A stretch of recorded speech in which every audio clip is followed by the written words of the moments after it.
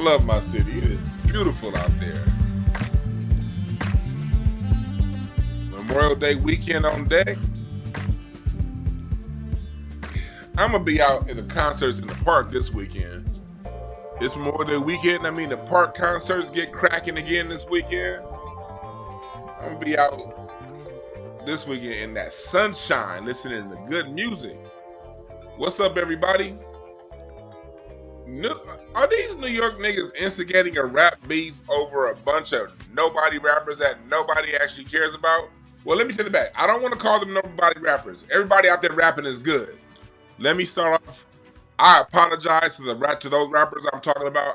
That was a slip of the tongue for me, because I like talking shit. But I don't want to diss none of these rappers, because all these niggas can out rap me, and they're all good performers. They're all great rappers.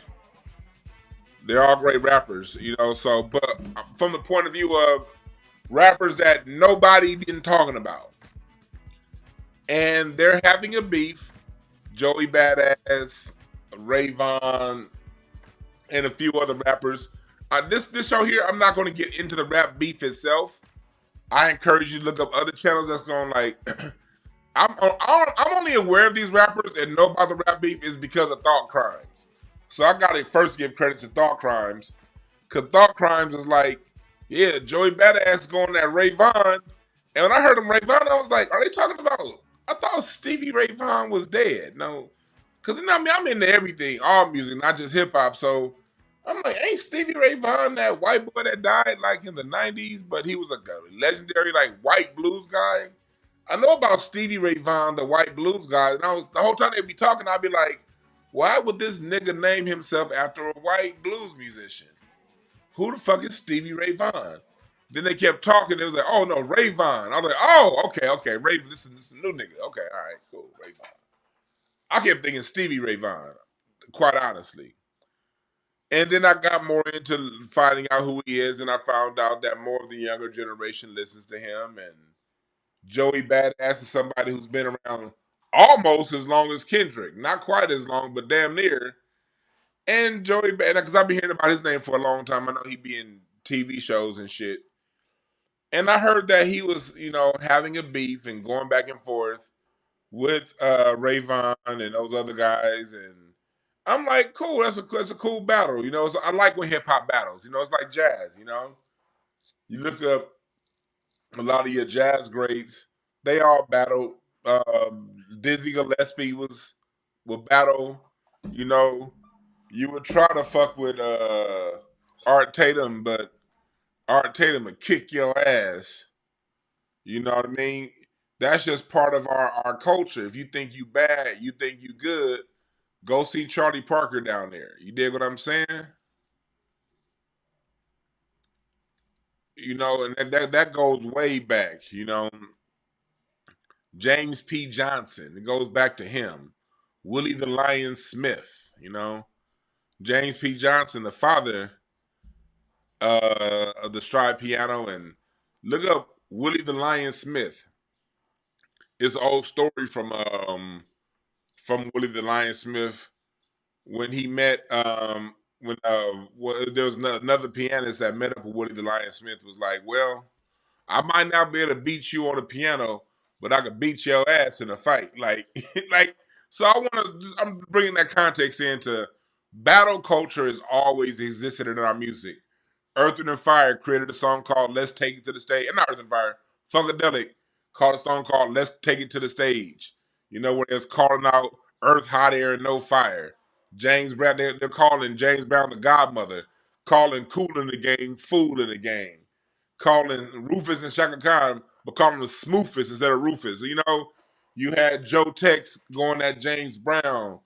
You always had rivalries in our music. So I'm going to start off by saying that. So I'm not one to say we shouldn't have rivalries. I like rivalries. Rivalries is what makes us stronger.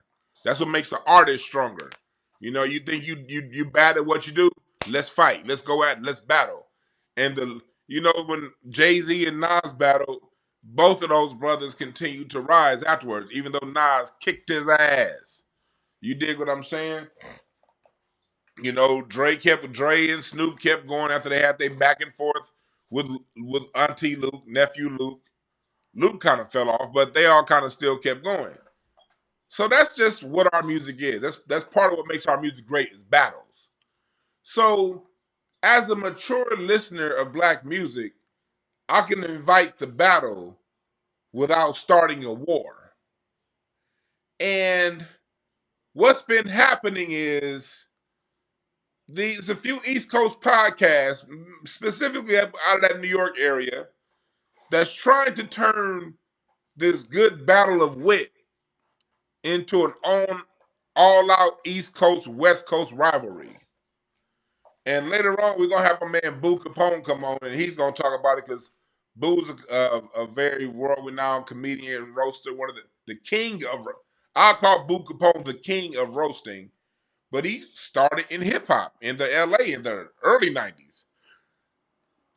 Boo Kapone knows everybody, he knew everybody from Tupac to Kendrick. And so he's going to be on in a little bit to talk about this from his perspective.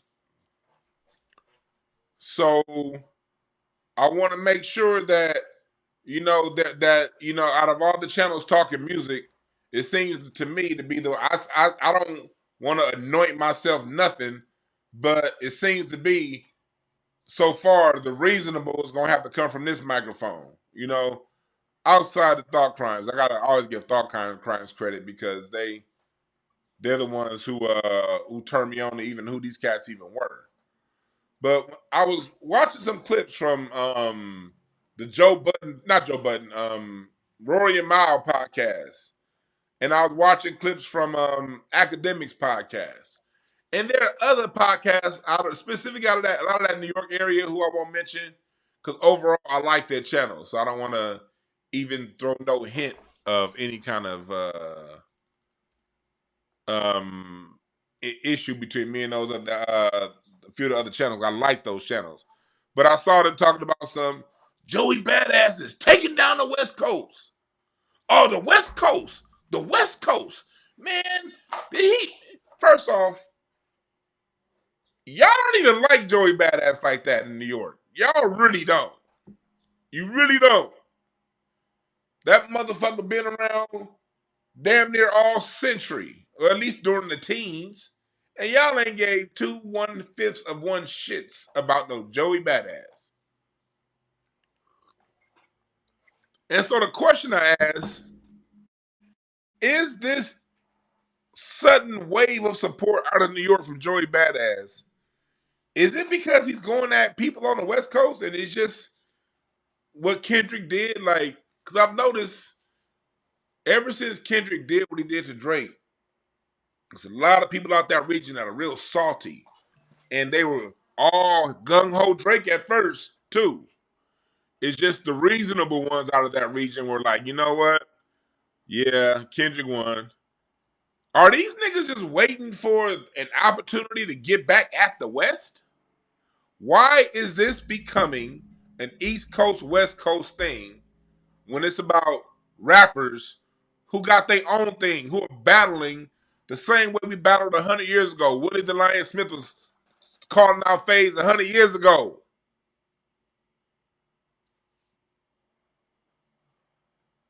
T-Bone Walker was calling out fades 80 years ago. Why is it only in hip-hop these cats want to make it an all-out thing? Hold on. What's up, Boo?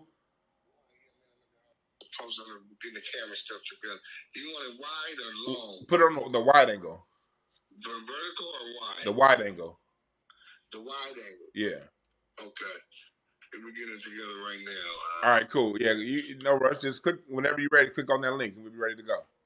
Okay, you on yet? Yeah, I'm on right now. They listening to you right now. Okay. Yeah, all right. Man, we on, man. All right, Boo. Okay. Yeah. That's my man Boo calling in, getting this shit ready. So that's what we're talking about here. Oh yeah, people are saying Daylight let them down, and you from the West. I've been hearing that. I heard the tracks, and for me personally, I'm not impressed by none of it. If I'm gonna tell you the honest to God truth, I'm personally not impressed at none of that. Nobody's backs in. Everyone to me is making good. They're making Cool diss tracks on both sides. I've listened to it. I've been trying to listen ever since Thought Crimes turned me on to it. Turned us on to what was going back and forward. I would play the song once in nothing anyone's released I've played more than once because none of the music to this point has captured my imagination. But I'm not. That's why I say I'm not going to sit here and focus on the music because it's other people who are focused on who really do like it, and I'm not trying to throw salt on those who do like it. You know what I mean? That's why I'm just over here tonight, not breaking down the beef. I'm breaking down the environment around the beef. Why are these motherfuckers trying to instigate this shit? What's going on?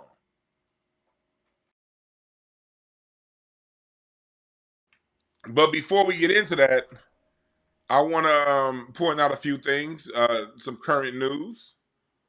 And we're gonna do another show on this, but Donald Trump has stopped international students from going to Harvard University. It's a real crazy battle going on right now between the president and Harvard University, something that I haven't seen in my study of history to this level. So that's one of the news stories that we're going to be following on this channel, and I'll do some follow-up reports on as more stuff comes out about it. You heard about Donald Trump in South Africa, and how they're trying to instigate that whole thing with South Africa. The news is nothing but instigation. Instigate. Appreciate that, Rafi. Appreciate the super chat. So, that's going. We're going to be monitoring that. Also, today in the news, we find that Africa been Bada. New York, y'all got a lot more to be worried about than this beef. Africa Bambaataa, the creator of the lie that Jamaicans helped co-create, the whole Kool Herc lie, was really pushed by Africa Bambaataa. The lie that he started hip-hop and was the first to isolate the breakbeat and have a party at 1573 Cedric Avenue.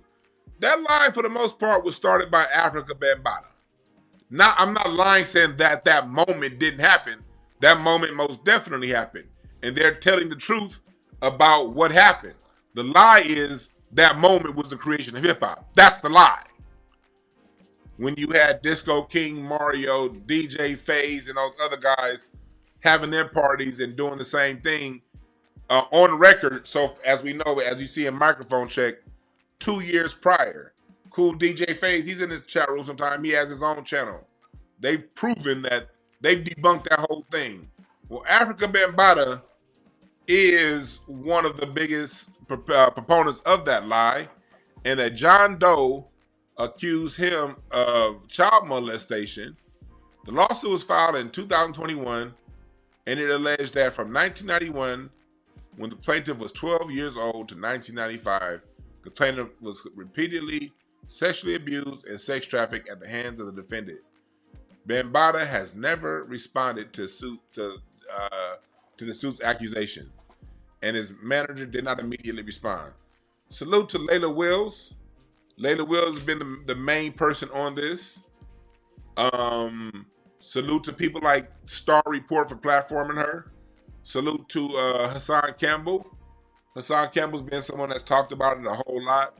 I personally have not followed the story too closely because I come from a world of working with victims of sexual abuse. And to me, that shit is wild and it gives me PTSD. I never was touched by nobody. Recording in progress. With a lot of children who were. I've worked with a lot of children who had to go through that stuff. So I've been the person that a handful of children told for the first time that they were molested by their mom or their dad or their uncle or their mom's friend or their cousin.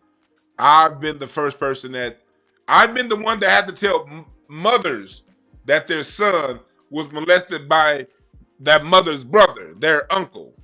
I've had to do this work with black kids, with Latino kids, and I get serious PTSD getting into the real deal of what's going on. So for my mental health and sanity, I don't break down these cases. If you want to break down of his case and all that went on, go look at the other channels. Go look at Hassan Campbell. Go look at go follow Layla Wells. They will give you all the details in the world. Because if I read this shit, I can name about 24 children off the top of my head who I've been the intermediary between them and shit like this. So I don't fuck around when it comes to stories like this. I just want to put it out there in the news that Africa Bambaataa lost a default judgment case. But if you want more details, go to some other goddamn channel for that. Also in the news, the Knicks got their ass whooped. Y'all see that game last night? Boy, you Knicks fans, boy, y'all been celebrating like a motherfucker. Y'all was over at the Garden, you know, doing the on Broadway dance. Nigga, New York niggas was happy than a motherfucker last night when that game was coming to an end. And then Tyrese Halliburton. First off, I don't trust no nigga with a name named after a Dick Cheney company. Halliburton did a quadruples step back behind on the 3-point line, shot that motherfucker, boop, and then that motherfucker went in, and New York went from celebrating to mad. Man, so that's one of the things that happened last night. Before the it was like with like 30 seconds left in the game, they was on there dancing. New York niggas was dancing in the shit on Broadway. Nigga, they was getting their New York on, nigga.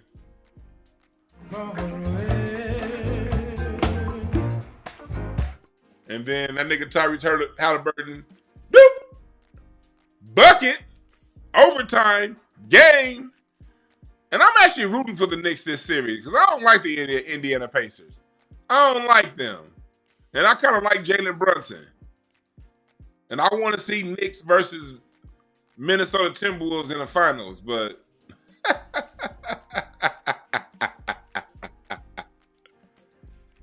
that nigga Ben said they'll be all right.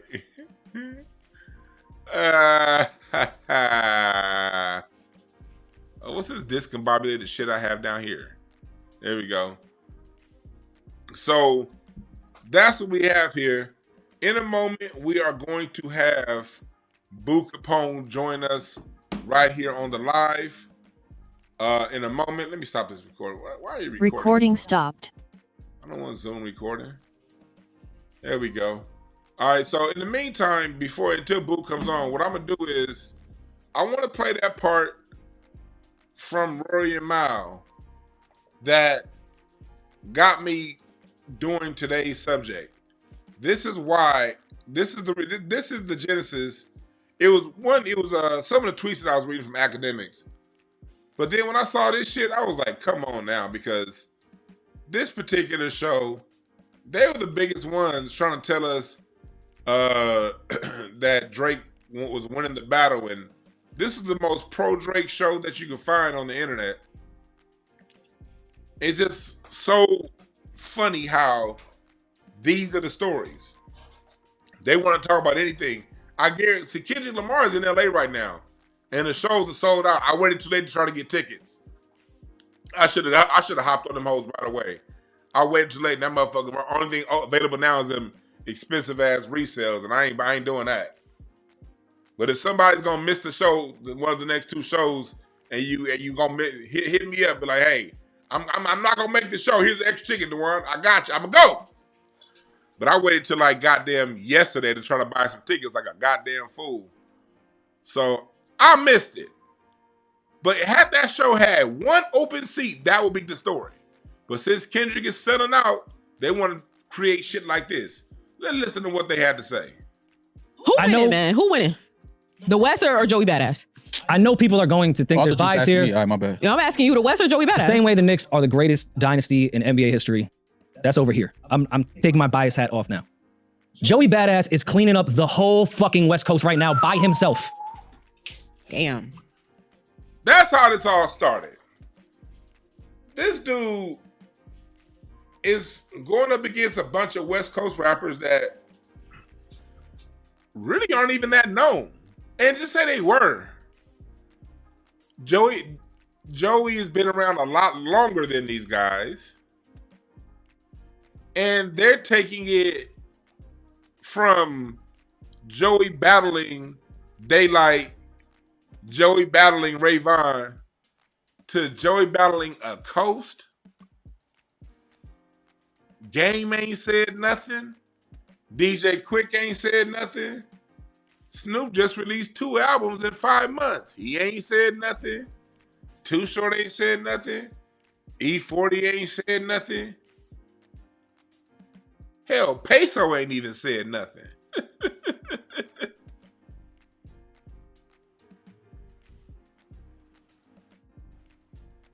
Peso ain't even said nothing.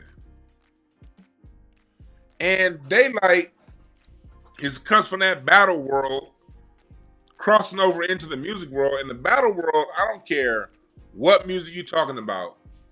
The battle competition musicians, they're a lot different than the song musicians. It's no different than music. Like, it's certain drummers who, in a drum battle, you don't want to see these niggas. But in a song, you'll never pick them.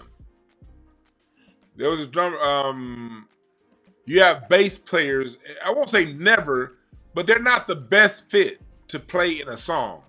It's very few that could not, in the newer generation is more that could do more, but traditionally, you had your show drummers like Buddy Rich,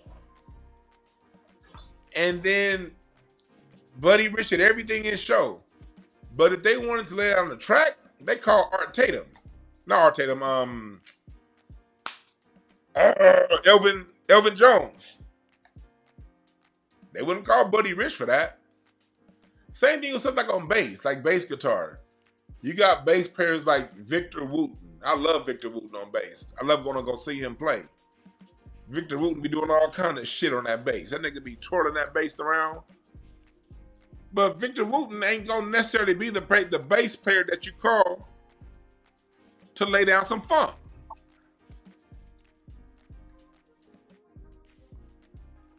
Let me give you an example, because it's all around the world, same song, whether you're talking about hip hop, jazz, whatever. You get somebody like a Victor Wooten. Hold on, give me 1 second, Boo. All right, no.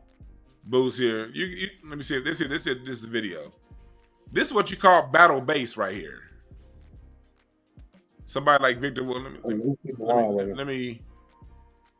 Wait, Demar, okay. You got me on pause? Yeah, I got you on pause. Okay, cool. I want to see my partner.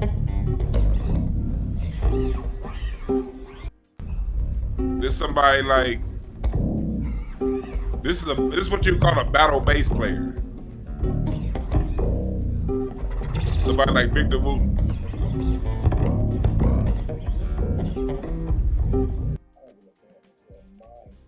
Let me see. Come on now. I don't know why shit going so slow. I'm trying to get to that part. I'm trying to get to a particular part.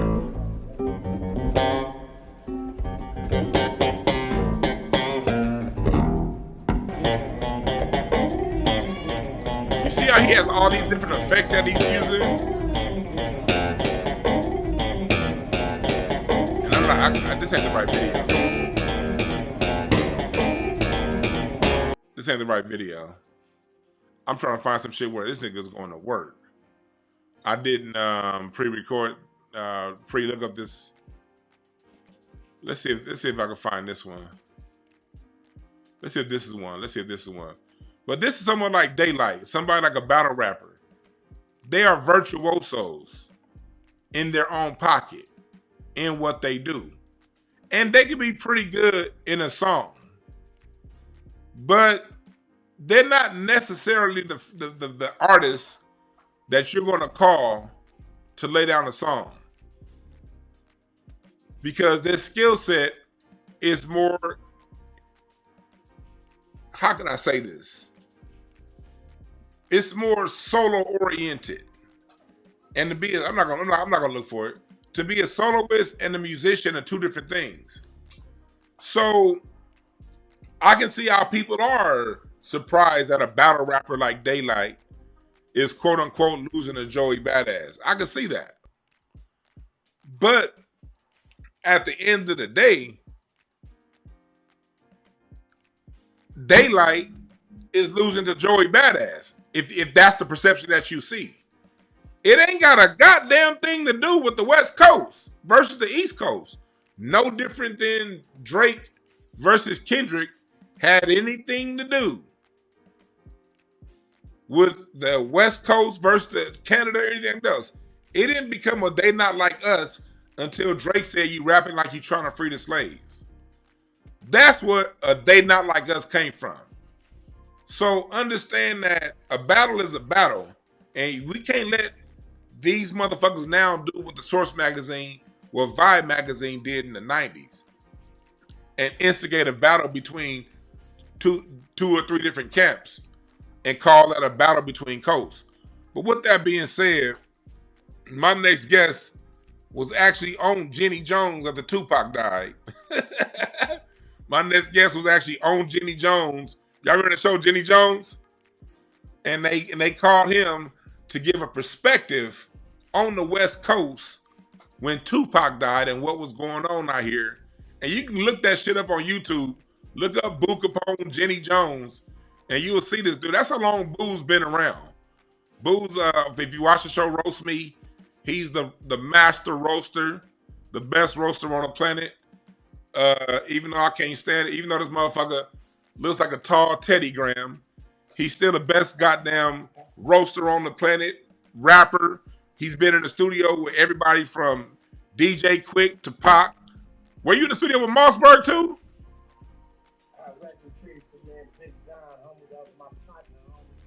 Yeah.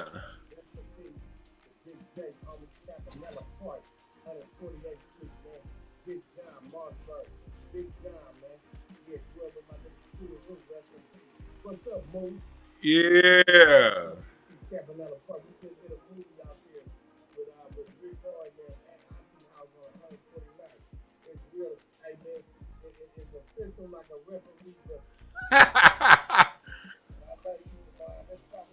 Let's talk about it, Boo. So y'all know who Boo Kapone. Let me take the phone number off. I got people. I don't want that phone calling number up. There we go. So there we go. Yeah, we're gonna talk about it, Boo. So me and you was on the phone earlier, man, and we was talking about this whole.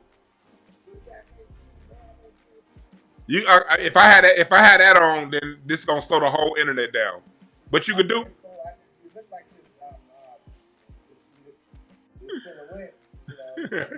Well, just go to go to the channel. I'm gonna take you to the channel. Go to you can watch if you look at the channel. If you look on YouTube.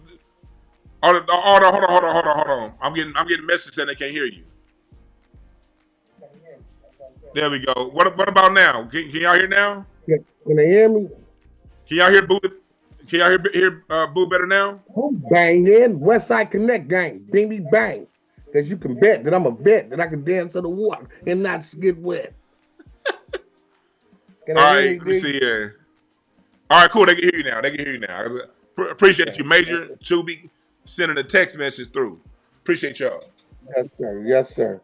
But yeah, we got Boo Kapone here. So Boo, let's talk about it, man. Y'all didn't miss nothing. Boo wasn't talking about shit. Boo wasn't talking about shit. Y'all didn't miss nothing. But before we go on that, Dewan, let me just so we can verify everything and be accountable for everything that I'm talking about. I had my first record deal with Capitol Records. Malik Levy, Ella signed with KRS One, Funky Town Pros. MC Hammer was leaving at 17. I doubled back with Magnum at 2022 on Who Banging, Westside Connection. I was with Binky Mac, All From the Eye. Pockets, Bronson. I've done stuff with everybody from the Wu-Tang to the Rough Riders. Shout out Big D, you know what I'm saying, and my people, you know, the alcoholics. I've done music with the Far Heights album. I did the Wu Tang's album with my boy oh God, I'm Bronson. My first record was Flaming on Wax with the Bloods and the Beatles Come Better. That's just facts with Alonzo from World Class Wrecking Crew. So if anybody can talk about this shit, I can talk about it. And I battled everybody from Redman, Method Man. It's documented. It is. And your battles are I documented. battled a lot of people, man. Razzcast, great friend of mine. Taz from Alcohol. I'm talking about lyricists. Let me land. Planet Asia. They're my guys. Like, you know, I'm talking about Chico and Cool Water. I can go on and on. Rest in peace to Nathaniel, Nate Dogg, the East Siders, Snoop Dogg. I did. Come on, man. The Comrades. Caviar from Compton. Yeah, man. Everybody, Technique from Long Beach. Somebody, man, little heavy. Somebody, come on, man. If anybody can talk about this, I can. If anybody, that's right. And we've been trying to get you on for a while, Boo. Because I fuck with you, homie. I fuck with you. Yeah, man, for real. So you come from it. So you've seen the battles from.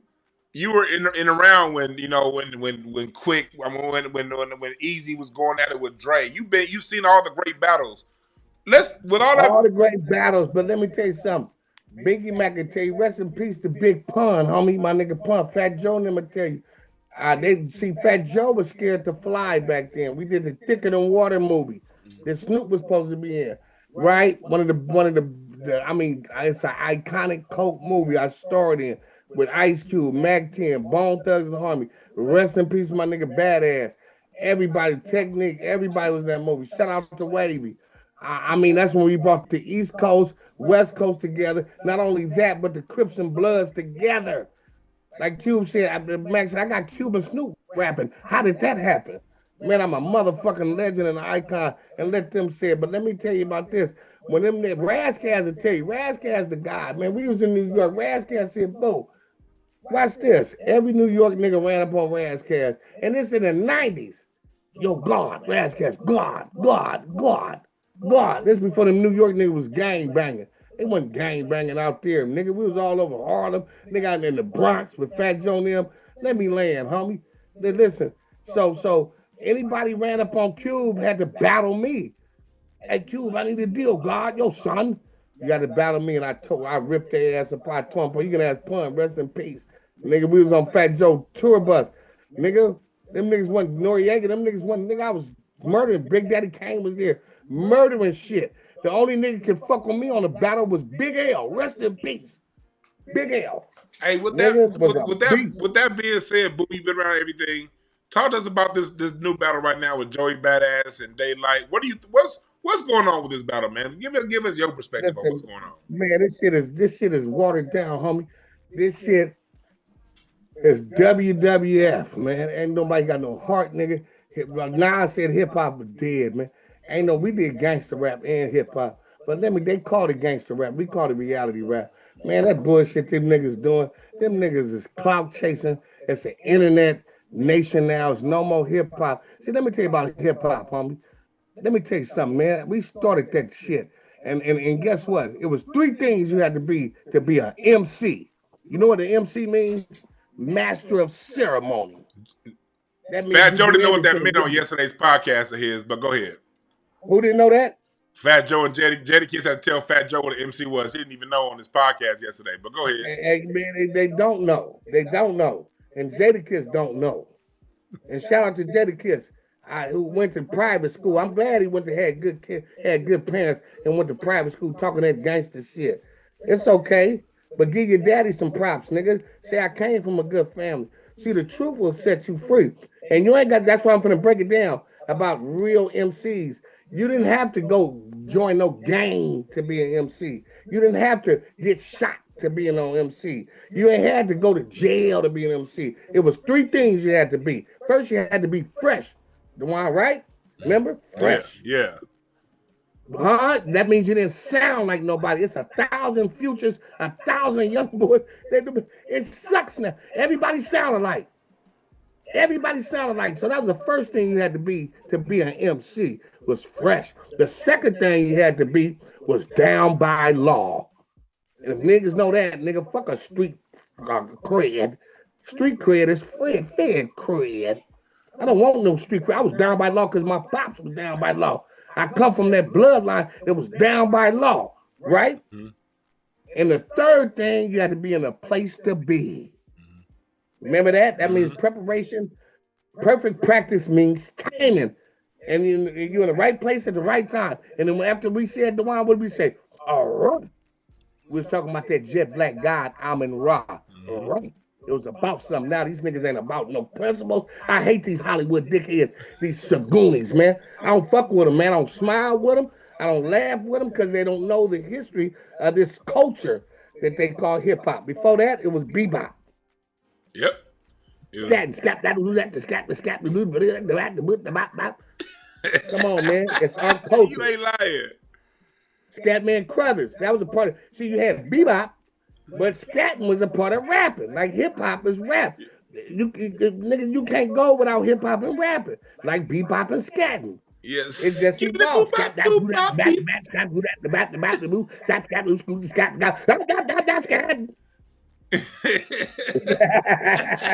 some shit. I love you, nephew, because you be out here kicking the truth to the unwoke youth. Yeah, dog. Yeah, Boo. Like, and for those of you who don't know, man, me and Boo, we go back. When I first started doing comedy years ago, when we was over there, nobody want to put us on stage because we was new.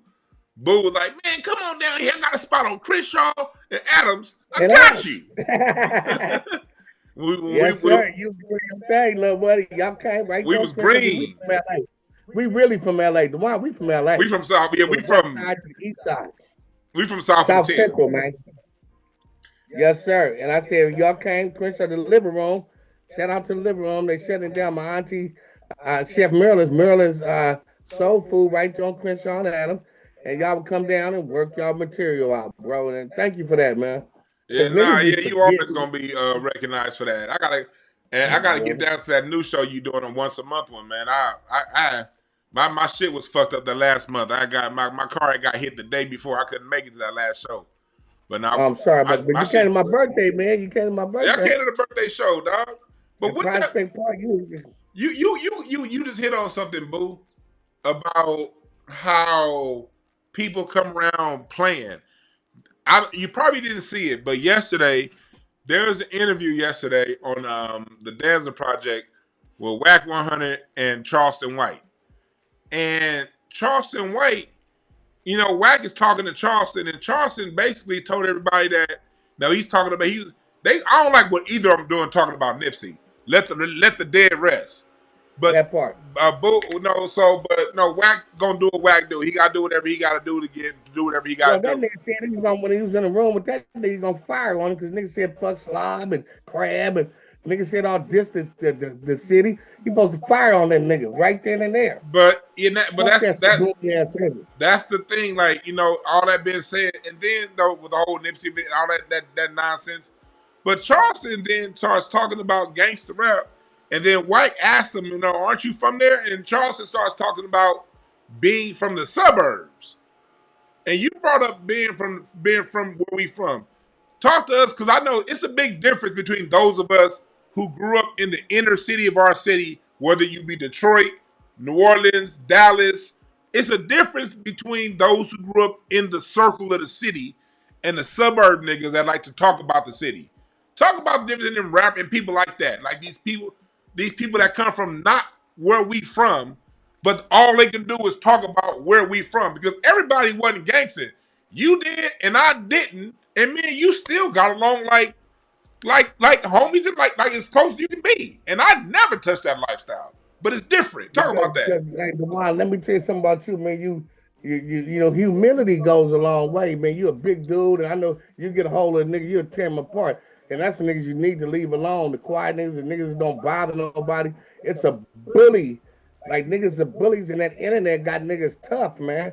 You could be anybody you want on that goddamn internet. You know, I don't know about that internet. My son told me the gram, Dad. I said, you selling cocaine, nigga? I don't know about no internet. I've never, that's why, nigga, I'm not an internet guy, but you got all these internet tough guys, bro, that painting a narrative up to our people.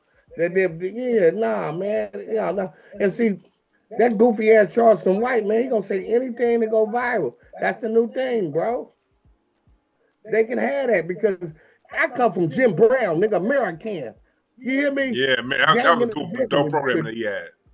Go, nigga, rest in peace to Bo, man. Bo Taylor, man.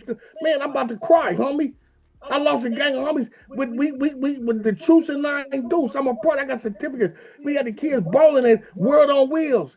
We put our heart into this, man. These Hollywood dickheads, it ain't no more celebrities like Muhammad Ali. It ain't nobody like Jim Brown. It ain't nobody. They talk about Steve Harvey, but guess what? Steve Harvey was there. Huh? At the softball games, we did it at Queen Anne Park, or Rogers Park. Come on, man, Rancho, bro. So I don't, to answer your question, I don't listen to them clowns, man. Them fed ass niggas. I don't listen to the police, man. I don't listen. I don't, man. Because here's the thing. We talked about Jadakiss, right? And this is what I hate. I told you this. Niggas talk about Ice Cube. Ice Cube ain't never hit a substation. Ice Cube ain't never went to jail. I seen Ice Cube do some gangster shit, though. Y'all nigga, dead homies, everybody. That Ice Cube started that. I put that on my mama and my dead homies. You did. You hear me? He started that. All you niggas, dead homies. Ice Cube started that. You got the nerve to this. And guess what? Ice Cube, smart, right? So let me play devil's advocate. Say if Ice Cube was a dumb nigga that went crazy and got in trouble, they'd be talking about him. Look at him. He should have did this. Now he's in jail. You know what I'm saying? You can't win with you Negro pins. I can't win with no Negro pins. I don't tongue wrestle with him. I don't get involved with these Negro pins, man. They not like us. That's what Kendrick was saying. They not like Muhammad Ali. Huh? Muhammad Ali didn't give a fuck where he was at. He gave for Jim Brown. Muhammad Ali might have been from Kentucky, but guess what? He did a lot of shit in Harlem, a lot of shit in goddamn L.A., a lot of shit everywhere. It ain't where you from, it's where you at. Yeah. Rakim said that. And that's the thing about it. Like, I think a lot of us that are from in that, we understand that it's not all the media make it out to be. And everybody ain't a savage. Everybody ain't on some bullshit. Honestly, most of the cats in the hood are really trying to get out the hood and trying to be on some positive shit. It's usually only a handful of knuckleheads that's trying to keep people back. And so when I hear all these people talk, because I hear so much about when they talk about black people, they always say, "Oh, from the hood, from the hood." Everybody from the hood don't buy into that shit. As a matter of fact, most don't. And the gangsters and the people respect it. Not to cut you off, let me let you saying some great shit. Robin Hood was from the hood. Listen. Yeah, Robin Hood was. They label European. They label us ghetto. Ghetto is a Jewish sentiment. That does have nothing to do with us, ghetto. And dumb niggas. A white man I came and took over and started Inglewood. Right? Yeah. Inglewood, when they took it from us. It's a Chicago nigga.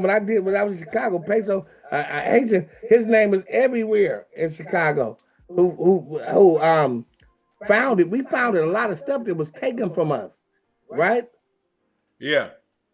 When it came over and took it from us. So we helped found LA.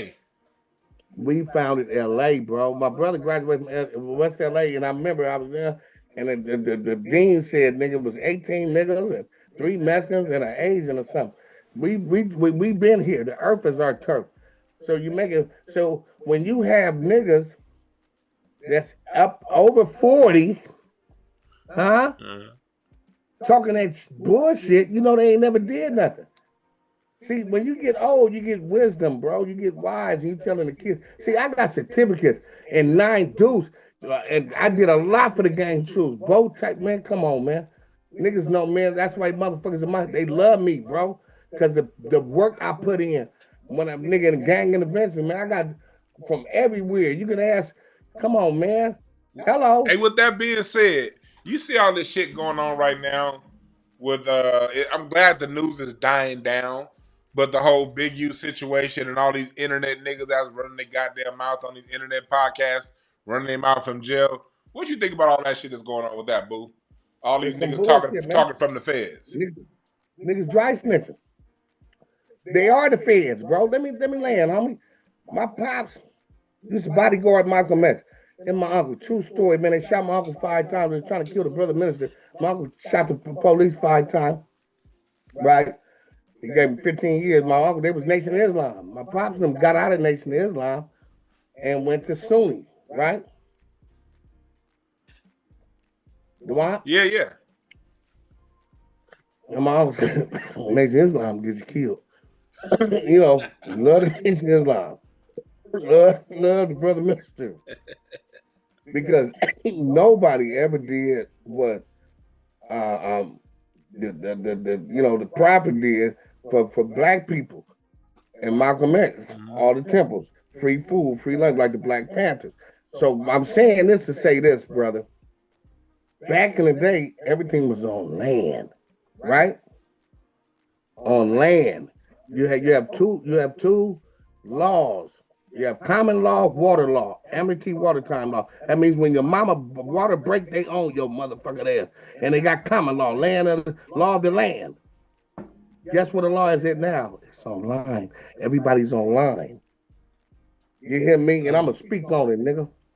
Guess what? You got all the feds, the operatives, the fucking nigga, they online now. Yeah. Because that's where everybody at. All the eyeballs online. So what's a good place to put your operative, your ubiquitous clandestine informants online? Online. So they set big you up. All them niggas talk the way you niggas talk. The way them niggas talk online, man, is crazy. We call it back in the day. We call it dry snitching. Not Western dry snitching. Niggas working, homie. I already know, homie. I come from that cloth, and I'm the only nigga can pull it off. I know who the feds and who not. My family, nigga, what? We bodyguard Malcolm X, nigga. And I love Farrakhan. His daddy white. Hey. Blessing to the brother minister. It don't matter, but I love that brother. I love that nation. Yeah. I don't care what nobody say. Y'all niggas get out the way and let these people do what they do. I don't care what y'all say. If you in somebody else's business or their sexual preferences and what they doing, you're a sagoonie. I ain't got time to be worrying about no other niggas. You know what I'm saying? I'm not in competition with nobody but me. I ain't got time to be worrying about what these niggas doing. I know these celebrities now is bullshit because I come from that Sugar Ray Robinson program. Never. You hear me? The greatest boxer in the world. At Crenshaw High School, the Summer Scope, Willie West, Joe Weekly, when we was banging, kept us out of game banging. Willie West was a motherfucker. Huh? Willie West, Joe Weekly, Freeze. Listen, Summer Scope in Crenshaw, bro. Listen, I'm knee high to a grasshopper. They just murdered my mama, nigga. I'm 8 years old. Splattered my mama, nigga. So, what y'all talking about? I'm sick of it. Niggas. Those programs, Ronald Reagan came in and shut them programs down. Hey, Ronald Reagan shut all them hoes down. Oh, that motherfucker. And Nancy Reagan was a throat goat. That bitch sucked dick all over the. Hey, yeah, they talk about that. Nancy Reagan was sucking more dick than Puffy and Cassie together. Oh, she was at the. See, no, Puffy went to a Frico. That bitch at the Rico. No, Nancy Reagan was known at Paramount Studios, nigga, as a throat goat, man. That be bad on some dick. Hey, but I'm glad you said that though about Boo about. I'm gonna kick the truth to the unwoke you, bro. I'm glad you said that shit about these cats online that are doing all this online talking because now they behind bars. Fed, bro. They still talking from behind bars. I'm gonna call them out. Do you think them cats behind? Do you think them cats behind bars are trying to get cats that are out on the streets behind the bars with them? Do you think that's what they doing? Of course, them niggas working, homie. Let me tell you something. They talking about black fatigue. I'm talking about cracker fatigue. I'm talking about government fatigue. Y'all can't say nothing about my people. I know we got some ignorant ass niggas that need to be eradicated out of our community. We do that every day. But guess what? All they show is that. Huh? Niggas talking about black on black crime. Nigga, what about white on white crime? Nigga, it's worse than black on black crime. White on white crime, them niggas blew up ships. Them niggas blew up a fertility clinic last week. You saw that? Hey, look, man. In Palm Springs, them motherfuckers blew up embryos last week in Palm Springs. Come on. They'll never talk because them savages, they savages. Come on, man. Hey, listen, man, like I tell you, the hip hop and Joey Badass, shut up, homie. Nigga, I put Razzcast on your ass, nigga. Oh yeah. Don't have me put Raz. Don't have me call Razzcast. Don't have me call Planet Asia. A Taz, nigga, oh, okay. Do I have to call somebody? And guess what? It's a friendly game of baseball. It's hip hop. It's battling. Huh? And don't get Eminem started. Hey, with that, I'm not gonna have you on too much longer, bro, because I'm gonna keep on going with it. But I want you to really break it back down again. Like, just let's take it back to how we started. You was around when the media hyped up the first East West Coast rivalry back in the '90s, and you saw what happened. Do you see them niggas? Do you think that's what they're trying to do again right now with these podcasts, trying to hype this nothing up? Dewan, that's one of the greatest questions. I was waiting for you to really talk to me, homie. You got me, homie. Yeah. Don't beat around the bush with me. You my partner. You my family. That's awesome. Boy, you sharp as a mosquito's needle. We're going to kick the truth to the unwoke you, bro. Of course, that's what they got to do. Because every 10 years, they're going to repeat the same thing. What made the most money? Let me land. Let me tell you. You bitch, you tell them. You got to watch. Listen. What made the most money? Now you got now you talking, man. You're talking, man. Listen, what made the most money for the industry? Tupac and Biggie beef. East Coast, it sold a lot of magazines. It sold a lot of tickets. It divided the people. See, they need division because if some broke crackers fuck with some broke niggas, hey man, that's American Revolution War. We going in Britain. Huh? Yeah. Yeah, man. I'm the only nigga in the world that know why white milk make yellow butter. Man, I kick the truth to the unwoke youth. Been doing it ever since Moby Dick was a goldfish and documenting on this shit. So you know what they doing. They want to stir this shit back up to keep our minds off what's really going on. It's a distraction. Huh? Yeah. Why Trump is bringing in these Afrikaners, these refugees. You bring them South Africans, 90% of South Africa. Come on, they got the puppy trial. Did he do it? Did he didn't? They said he ain't got a Rico, he got a Frico. Nigga, I was at the Diddy party. Nigga, bitches was trying to break their neck to get in that motherfucker. I remember bodyguard knocked the bitch. They wouldn't let these hoes. Man, there was more people outside than inside. So what they talking about? Mm-hmm. How bad that motherfucker was. I was at the Diddy party. They was cooking chicken with all the baby oil, fried.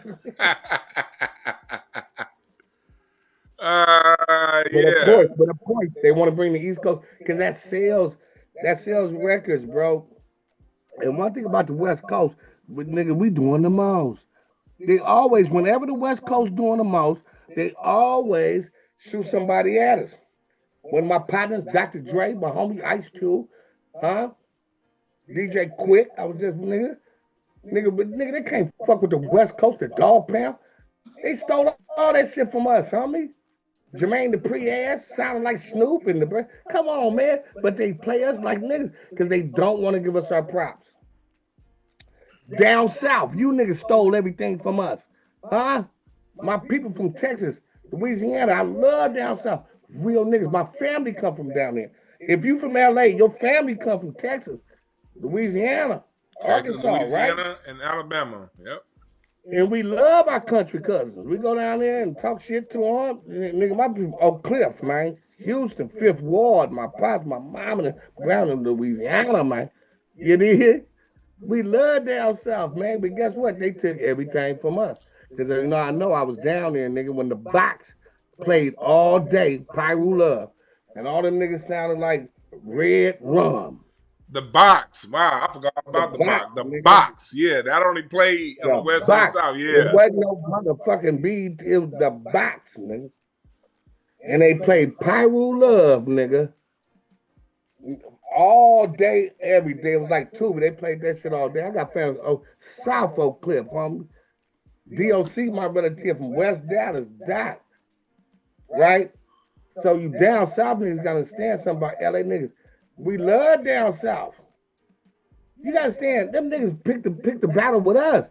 We always get part. Drake went and got DOC from Texas, nigga, South Dallas.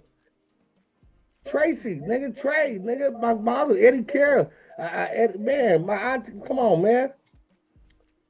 We always give the South Day props. The Ghetto Boys get Q props, right? The Ghetto Boys, I love the Ghetto Boys, all three of them. Rest in peace, Bushwick. Out of Texas, and guess what? Bushwick Bill, my partner, man. Bushwick Bill's from Bushwick, New York. He ain't from Texas. That was a put together band. It was 5 of them before it was 3 of them. Just like 3 6 Mafia. And they got mad at me because I said Lil White's the best, the hardest white rapper ever did it. Lil White, nigga, from 3 6 Mafia. I was down there in Tennessee, man. With Prophet Posse, Endo G, Lil White. How you think Boo got her? Come on, man, stop it, bro. You can ask Noriega, nigga. It's me. Intelligent Hoodlum, Life, A&M Records. Quick had a deal on there. Straight G had a deal on there.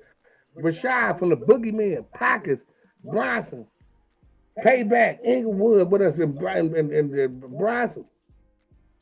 We had a big squabble down there years ago in San Diego. We get Dazzy D was with us, man. Ask people, man, bullshit ain't nothing but chewed up grass. I get off on them niggas. That nigga intelligent said, Capone. I was the first Capone. From my family from Louisiana, Texas, they Boo, nigga, but it was always Boo Kapone, right? Yeah. So you can ask Noriega, nigga, he do an interview, say, Capone wasn't calling himself Capone then. What the fuck is they talking about? Capone, they calling themselves, they got that from me. That's crazy right Being there, in Boo. LA before that gangbang shit in New York, nigga, we don't advocate gang banging, nigga, I'm OMG, one man gang. They know where we from. We did that. We eradicated that violence in 92, the truce in 92. Right? I don't advocate gang. Nigga, I'm 52, homie. I don't gang bang. I don't hang with gang. I have family. But at the end of the day, bro, them niggas stood for something. Back in the original days. Back in the original days. It come from my pops and that's something that like my dad was the original businessman, gladiators. Yeah, the businessman. And that's something that I think a lot of, that's why I go back to how we started this. I'm about to let you go in a little bit. But that's how we started this, talking about how people from not in it don't really understand what it is. Those from in it, we see the humanity in it. We know both sides of it. We know, it's killing that goes on too. But there's other things that those of us who lived in the area but weren't in it also interacted with that ain't had nothing to do with killing, nothing to do with violence. But then you get these people from not here coming and saying, like, I always saying like, oh, the West Coast bought the gangster stuff. Like, no, the West Coast did not start gangster stuff. We just did it better than Tim Dog. We just did it better than you guys. We just did it better than you. That's all. And that was only an aspect of it. Cuba talk about some gangster shit, but then when you listen to NWA, they telling you, they clowning the dope man. Don't be a dope man because that nigga gonna end up shot. Don't be a gangster. Summer Vacation said, don't bang. Don't do drugs. Because if you do bang or do drugs, you're gonna end up dead or in jail. That was the West Coast message. This is what we living through. But if you do this, because like me growing up in South Central, I would listen to NWA and listen to them tell me, it's actually Cube. Oh, if I do this shit, who's the Mac? All them songs. It's gonna tell you. So when I hear people from not from LA talking like, man, LA brought this and brought that. No, nigga, that's you. We was telling you not to do that shit. People don't get it, boo. Hey, homie, I got the goosebumps, homie. I got the goosebumps. Man, you really figured it out. You really know. That's why I fuck with you, homie. Everything you say be too legit. Niggas don't even think that deep, bro. Thank you for that, homie. I love you for that observation.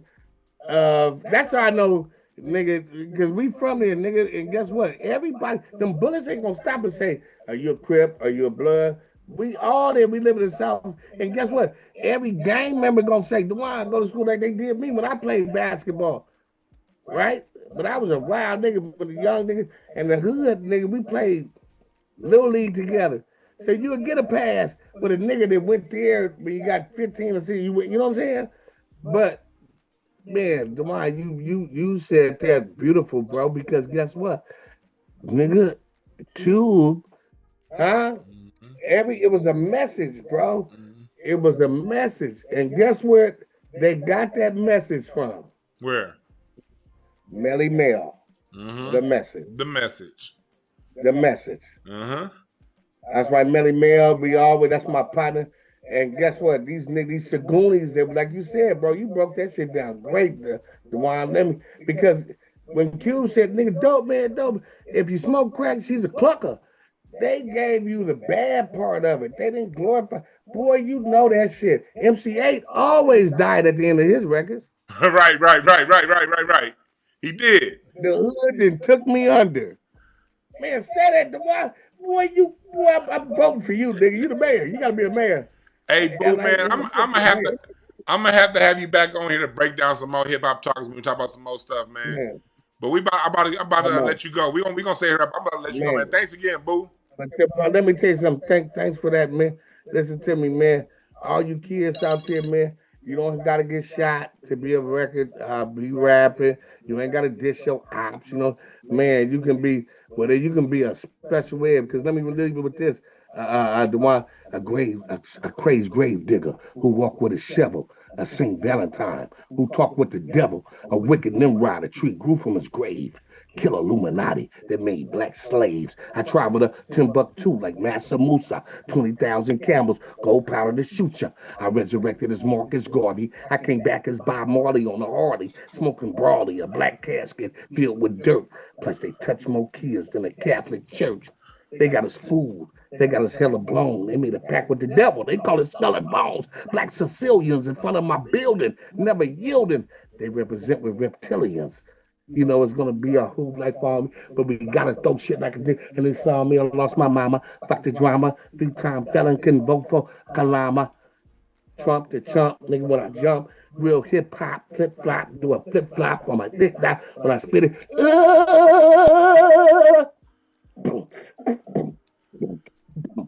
Real hip hop, baby. Real gang. We started see, that's skull and bone line. That skull and bones line went over a lot of head right there. Come on. All right, Boo, man. Thanks again, bro. Love you, nephew. We gonna come together like butt cheek. Hey, I got a mic in the valley I'm doing tonight. I'll text you the address. Okay, for sure. If you want to get on stage. All right. Let's do it. Yeah. Love you, brother. And that was Boo Kapone right there, y'all. Boo Kapone. Boo. Now. Appreciate Boo Kapone for joining. Now, I'm going to have to deal with the chat room and some bullshit that I've been seeing in the chat. Yeah, that was Boo Kapone, been around since from day one. Well, I say day twos came around in 82, 83, 84. And the day threes came around in 90, 91, 92. So he's part of that day three of hip-hop in South Central LA. But yeah, so now it's time to talk about, you know, what we was talking about, this whole East Coast, West Coast bullshit-ass rivalry that they're trying to push.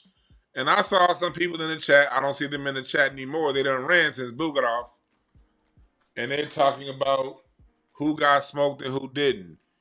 I'm not into who got smoked and who didn't, because at the end of the day, all them niggas can do what they do. What I'm into is people over here trying to make this a coastal thing. Hey, New York guys, Drake getting his ass beat by Kendrick and doing a stadium tour is not a slight on New York. Okay?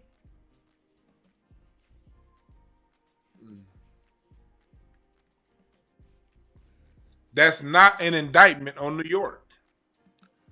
Roy, Mal, all you guys that's on the East Coast talking about this shit and trying to group this battle with the West.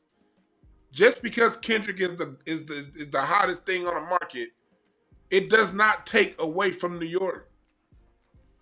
You don't need to blow up a battle that outside of the fan base of these artists, nobody cares about. Trust and believe the only people that care are the fan bases of these artists. And a lot of you guys didn't give 2/5 of one shit about Joey Badass before January when he started this shit. So don't let these media guys specifically up out of that region blow this up into something that's bigger. We already went through that shit with Vibe magazine. We already went through that shit with The Source. We need to understand history. And yes, I will go 10 toes down hard at anybody that's trying to make this more than it is. Because you guys are calling out the West. The West ain't calling out Rory and Mal. And I got to give Mal credit because Mal said don't make it a beef thing, and Rory was primarily Rory that was doing it. You see academics. Y'all need to get your media in check. Don't cut your nose to spite your face. Don't try to make this a whole regional thing just so you can feel like you got one little win with Kendrick doing stadium tours. Kendrick doing stadium tours has nothing to do with a beef between rappers that no one outside the fan base really cares about. Let them cats battle it out, enjoy the battle, have a good time. But all this trying to turn it into something bigger than it is, that's how we got here before. Where rappers ended up dead and all this other stuff. Because people tried to make something way more than what it really was. It's just a battle between individuals. Yeah, DJ Megan Kendrick's win should be a win for all of us, especially since it was against a foreigner. Since it was against, didn't Drake say me and Lucy and Grange are like Kobe and Phil? Did Drake not say that in the battle before he lost? Drake told you when he said stop rapping like you're trying to free the slaves. And he said, I'm down with the owner of Universal, not y'all. Drake told you in his lyrics that he's down with the program, not the people. Because he said, stop talking to the people like you trying to free them. And you niggas still followed that?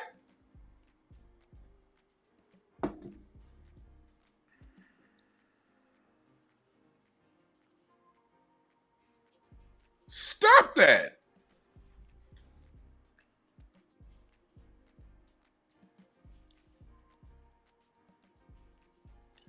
Yeah, Game versus 50.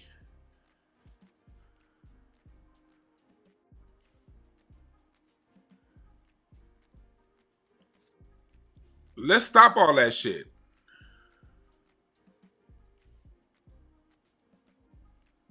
And on top of that, it make y'all look weak as hell. For you guys to be supporting a rapper that you never supported before, just because he said something about a West Coast guy, y'all sound like I'm gonna take my ball and go home ass niggas. Oh, look, the West Coast. Man, fuck out of here. Is this nigga versus that nigga. Let's keep it that way. I want to know what y'all think now. The phone lines are open. 323-744-7425. 323-744-7425. Because I'm going to do another show breaking down like that Charleston White and Whack 100 interview. Overall good interview. Like I said, I ain't got no issues with either one of those guys. Everyone is who they are, but in the Charleston White Whack 100, Whack 100 is a point that had asked him some good questions about, you know, about the hood, and Charleston White talking about him not being from the area, but always got something to say about those from the area. Being a suburban kid who ended up in jail for murder. That's something that never got me. I never got you suburban niggas who got in trouble. What's up with y'all? How the hell did I grow up off Crenshaw and Rodeo ain't got no record? And some of you niggas grew up 2-story houses. You know, you could walk to the liquor store on the corner. You ain't got to worry about nobody shooting dice. And your ass still end up in trouble? Man, don't blame that shit on gangster rap, nigga. Blame that shit on yourself or your lack of an upbringing. I'm tired of the hood. I'm tired of the hood getting blamed for everything, especially when somebody from the hood ain't did none of that shit. What's up, caller? What's your name? Where you calling from? Hey, what's up, Dewan B? It's MDT, man. It just, to me, Dewan B, it just seemed like New York got upset when Drake lost that battle, and they got offended. That's what I think. I think they got offended that a Cali rapper whooped Drake ass up north, and they got offended off of that. And in New York, it's always, I don't know what it is. It's just always been a little jealousy of the West Coast. I don't know why, but they always have something against us. That's why I think they always have something against California. And it's coming out right now. If you notice, look at the chat. You get people all the time saying, "Dewan, don't talk about it. Dewan, don't talk about it." It ain't. Why can't I talk about it? You literally got some of the biggest podcasts on the planet try to make this a whole regional thing, and when somebody they're making it worse. Don't talk. No, I'm talking about it because we get called out. They're trying to start a war. They're trying to start a war, and it's not a war. It's just two battlecasters just battling. Let's let it be that. But they want to make it, and them podcasters like punk ass academics look like a chipmunk.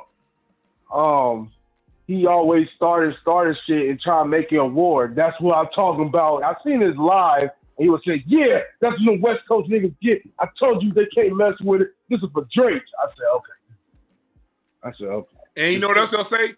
They'll say, "Okay, well, that's not how it will." They'll come to my chat room and tell me not to talk about it and say, "Oh no, that's just this podcast." That's just, well, go in their goddamn chat room and tell them to shut the fuck up. Yeah. It's a good battle. Joey Badass, he's nice, but I don't get why you came at Kendrick. I don't know what Kendrick did to you to battle him, but I don't know. But Cali's still winning, so that's all. That's all, man. Thanks for giving us a call. All right, then, man. Yeah, it's like what they're doing is like what these podcasts are doing. And again, and I keep seeing y'all in the chat talking about rappers. I'm not talking about rappers. These rappers are doing what rappers are supposed to do. And that's battle each other. And in a battle, there's nothing that's off limits. You know what I mean? So I'm not going at the rappers. I'm going at the hip hop quote unquote media. I don't know what's so hard for that to get through some of y'all thick ass skulls. I'm not going at the rappers. Rappers are gonna battle. Rappers are supposed to battle. Battle is what makes you better as a rapper.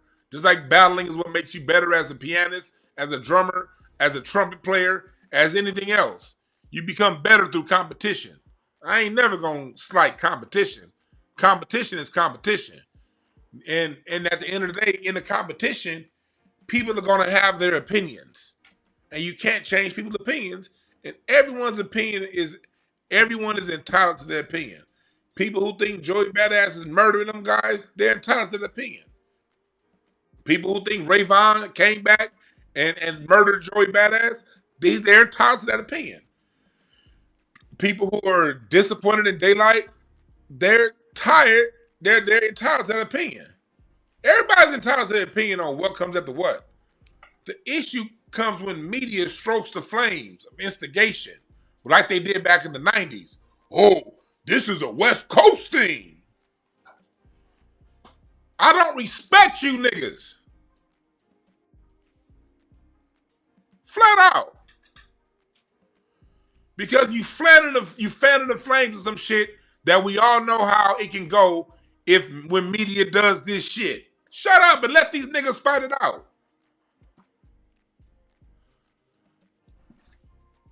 But y'all got that little dick syndrome, so mad at what Kendrick did with hip hop that you willing to risk it all to pump a coastal rivalry. It's the media. It's not the rappers. Salute to Joey Badass. I ain't got nothing bad to say about him. He's in a battle. So whatever he got to say in his battle to win his battle is what he got to say. Whatever any of those rappers got to say in their battle is whatever they got to say.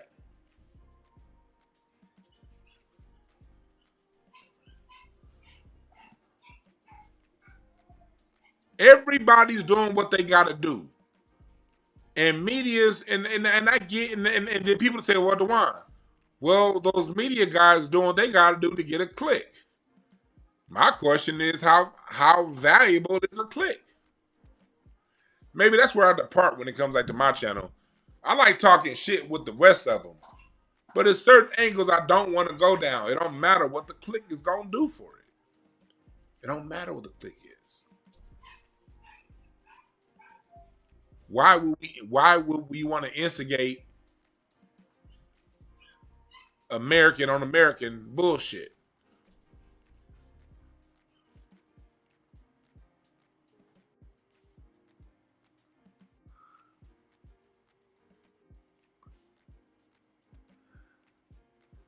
I never said the people claim Drake. I said the industry in New York does. Mace and Cam, they were favoring Drake. 50 Cent. And when are you New York niggas gonna take some fucking accountability, man? I'm just saying. We all saw it. Listen to what I'm saying. Don't make shit up.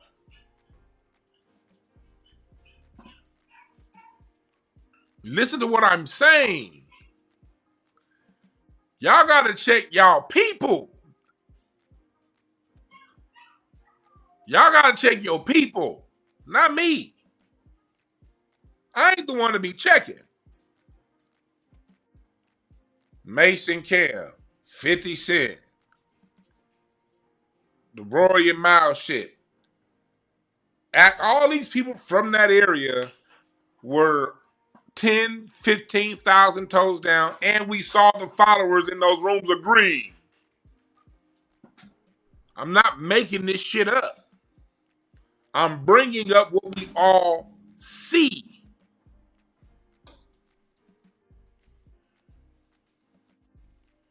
And if it ain't you, then it ain't you. If you ain't a hit dog, don't holler.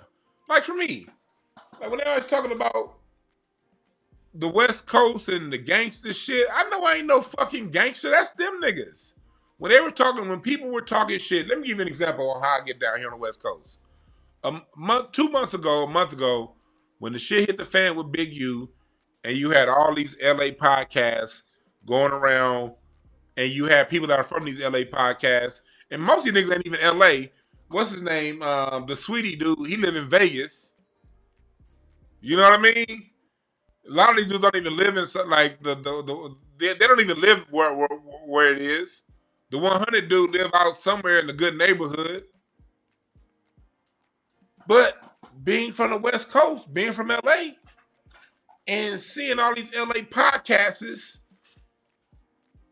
as they say, entertain Brick Baby and all these guys, I couldn't. What would I look like going around saying, "Nuh-uh, the West Coast ain't like that. The West Coast ain't like that. We don't do podcasts like that. The West, no."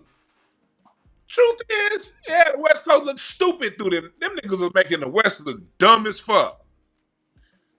Sometimes you gotta be like, you know what? I know that ain't all of us, but shit.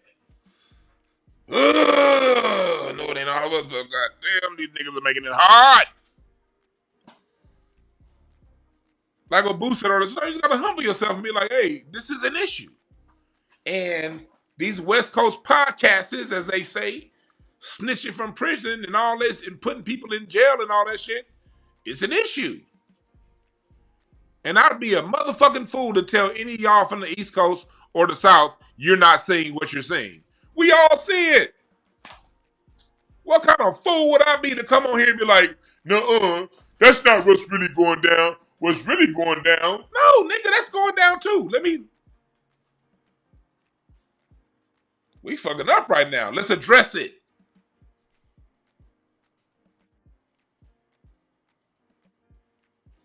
We address what we see. And if you ain't the person we talking about, then sit down and be entertained then, nigga. Or click on another video. That's right. Elasino said it perfectly. Busters are everywhere. There is no region of the country, region of the planet that's buster free. There is no buster free zone. Busters are everywhere. And when you got people doing buster ass shit like these New York podcasts are doing right now, trying to ignite an East Coast, West Coast rivalry because a couple rappers are going at it, that's buster ass shit, period. Salty ass niggas.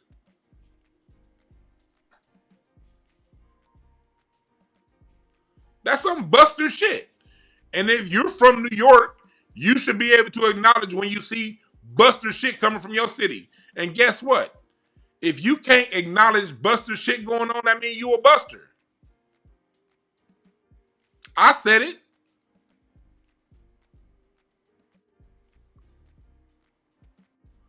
I said it. If you can't acknowledge the buster shit going on where you from, then you the buster. There should be... See, here's the thing about it. Busters shouldn't be free to be busters anywhere in Black America. Anybody that's instigating beef between two black folks, we got enough problems. Anybody that's exacerbating the problems between people, let me give you an example. We were at the Improv about a year ago, and I'm not going to mention this, and it's funny to come to think about it. Larry Unichat, you know who this particular... I told you this story, Larry, so you know this comic I'm talking about. We're at the Improv probably about a year ago, maybe a little longer. Chat room, press the number one if you watch 5150. It was right when Marcus and Corey were at the height of going at each other on 5150. Like when they was going back and forth, it was one of them days where like Marcus had just done a video about Corey. Corey's wrist was still broke. It was like in the middle of all that. Marcus was at the Improv one night, and Corey came. And this was like right when they shit was like heated. It was like, damn, I don't want to see these two niggas in the same place. Because it had started to get hot online. There was this other comic that was there. And when Corey started walking up and Marcus was right there, this other comic was like, oh shit, Corey's here. And I'm looking at him like, dude, it's hot between these niggas right now. Now, I know both of the dudes, like I love them both. I didn't think Corey nor Marcus would actually fight or nothing like that because both are very level-headed guys. Good dudes, too. Both Corey and Marcus, good human beings. Just good people. So I had a feeling that wasn't nothing happen, and nothing did happen. But I looked at this nigga like, why would you... Oh, shit. And then Marcus was saying a joke about something that had nothing to do with Corey. The same comic like, oh, shit, Marcus said. It's just, I'm like, I wanted to punch that nigga right. It was about to be a fight. I wanted to knock that nigga out so these niggas didn't get in the fight.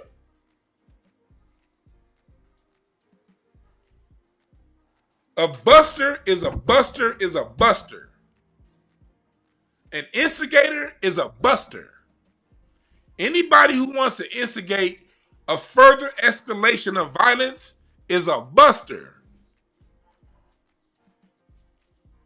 And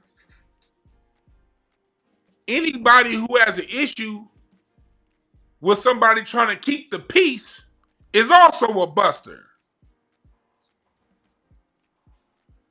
You can't sit here and because emotions are emotions, man. We all got them. They ain't the easiest to control sometimes. People got their emotions, but what happens if somebody just got some bad news? You don't know what people are going through in their life. So the most level-headed person, the most reasonable person can flip a switch depending on other factors going on in their life.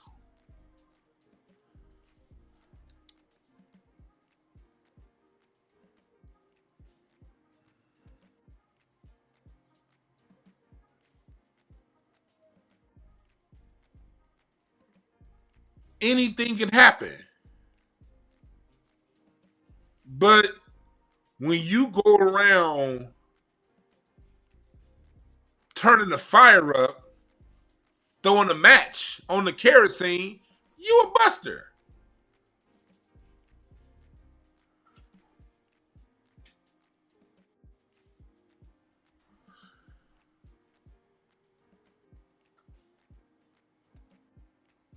Yeah, that's right, boy. Shock. Resorting to violence means you lack brains. I need y'all to go to Bliss Capsules, type in the product code DeWanB, buy 2, get 1 for free. These are good. These amanitas, this is good for when you working. And BlissCapsules.com, product code DeWanB, buy 2, get 1 for free. Also go to DeWanB.com. We are in Black Music Month. We are in Black Music Month. And well, Black Music Month is next month, so get your shirt right now. We got the Juneteenth flags. Make sure you have your Juneteenth flag before June 19th. You dig what I'm saying? Make sure you get your Black Music Month t-shirt. June is Black Music Month. Get your t-shirt right now at DeWanB.com. Also, I've gotten quite a few orders, so I need y'all to hit me up if you want a signed version of the Black American Music Family Tree Canvas. The signed versions are coming in dimensions that are different than what you can order online, okay? Because there ain't gonna be no fucking fakes out there. We have a signed version that's coming in different dimensions than what you can order online. Also with a certificate of authenticity. The signed versions of the tree come anywhere between $200 and $350, depending on whether you're getting the poster paper or the canvas. Anywhere between $200, these are collector's pieces. And I don't want to be burning my motherfucking wrists out signing a whole bunch of them. So I'm doing a very small amount. And so we're getting close there. They're between $200 and $350. So don't be surprised when I email you back. These are collector's items. And they're also going to come with a certificate of authenticity with my signature on it, saying that this is one of the few. All right? Also get your life report, singles report, relationship report, financial report, breakthroughcards.com for your readings and everything. I'm about to do a new reading tier on Patreon. It's going to be $15 a month. And also I'm putting together a course right now, a summer school class for children and for youth on music history and the instruments. I'm putting that together right now. That should be up real soon. But if you want to report, go to products on the website, get your Cardiology yearly report, life report. Really breaks things down at different aspects of your personality. 45 pages breaking down your personality. All right? And if you want multiple reports, just go and get a package right now. Get a bundle. All that good stuff going on right now. Patreon is cracking. If you're on Patreon, a couple hours ago, I uploaded my review of Ice Cube's Death Certificate album. I went through the songs on Ice Cube's Death Certificate, and I reviewed them song by song. Shit that I can't do on YouTube. So on Patreon, you got the Ice Cube Death Certificate review that's up.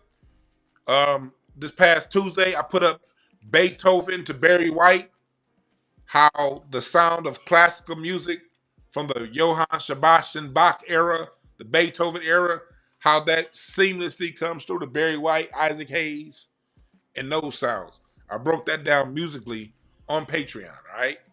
So Patreon, all that shit's going on. This is your home for music. And although I always say, if you like, I lean on channels like Curtis King, Thought Crimes, The Company Man, when it comes to my hip hop stuff, because those guys go real deep into hip hop, deeper than I do. So if you want to know more about this battle, go to one of those brothers' channels, the sisters, go to one of their channels. They're going to give you the intricacies and the breakdowns of the battle that I'm not going to give you. Always be open to, let people know where you get the real deal from. And I am not your source for the intricacies of a lot of things going on in hip hop. We got Robbie Bean, when he be in my chat, Artist Life, he be in my chat. He be putting up some dope ass Instagrams, breaking a lot of this stuff down. You know what I mean?